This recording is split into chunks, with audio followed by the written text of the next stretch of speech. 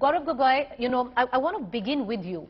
With the press conference that Rahul Gandhi had today at about 3:30 p.m., he kept reiterating that he would want to answer in Parliament on the allegations, accusations, the demand for apology that has been made. In the midst of it, somewhere down the line, you had a Jairam Ramesh who leaned over and tried to correct him. Are, the rest of Congress leaders a little less enthusiastic on what Rahul Gandhi said outside, because Rahul Gandhi is defending it, Mr. Sam Patoda is defending it? Does the Congress actually stand by with what Rahul Gandhi said in the UK?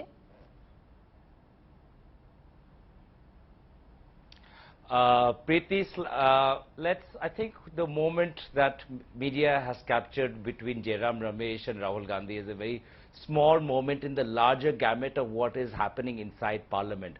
And it is a farce, because for the past 3 days, the BJP have been clamoring for Rahul Gandhi to appear in Parliament, for Rahul Gandhi to come to Parliament. Here comes Rahul Gandhi, and what happens? What Rahul Gandhi said in his speeches, both here and outside, was proved true.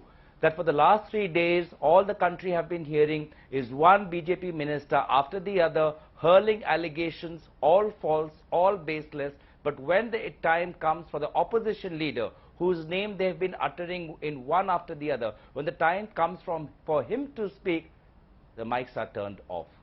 Now, clearly, this shows that the BJP, they really do not want the opposition leader Rahul Gandhi ji to speak, because again, he will speak about from where did this all charade of the BJP begin. It began after Rahul Gandhi ji hurled all those facts at Prime Minister Modi, linking him to Gautam Adani and linking Prime Minister Modi's foreign policy to Gautam Adani's personal corporate profit. So I think the BJP stood badly exposed today, because their demand for Rahul Gandhi, he was there, but then what do you want? So you might have a different opinion vis-a-vis Rahul Gandhi, what he said abroad. That's fine, that's your prerogative. I'm not taking away the BJP's right to have their own interpretation. But this is Parliament. This is not your party office. You cannot tell me what I have to say.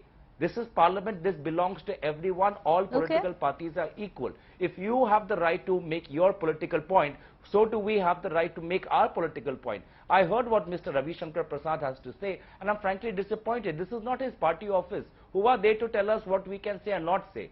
You had the right to say. You've been speaking for the last 3 days. For heaven's sake, allow the mics to be turned on. Do not prove to the world what Rahul Gandhi has been saying all this while, that you are running the Parliament in a Gogoi, as I'm going to open up the debate when it suits you, turning off the mic when as I'm going to open up the debate, I'm going to ask you one question. Taking off from what you said, that there was a clamour for Rahul Gandhi to come to Parliament and apologize, and today he finally came.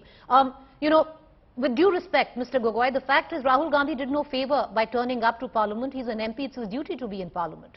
So there was no clamour in that sort. He should be in Parliament. He should attend Parliament. I would reckon you get that because you're an MP yourself.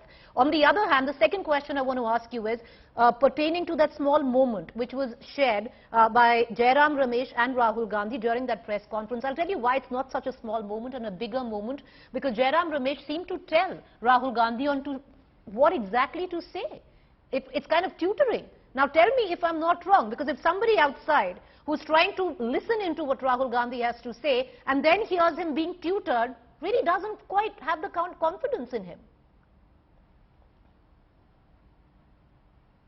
Okay, Preeti. First of all, let us talk, let us point the question to the BJP in your first part. You said, as you said, the BJP have been clamoring. Rahul Gandhi came. He came as you said that, Mr. Gogoi. I was quoting you. And then what happened? Go ahead. Why did the BJP suddenly? Why did the BJP adjourn the House? Why did the BJP adjourn the House?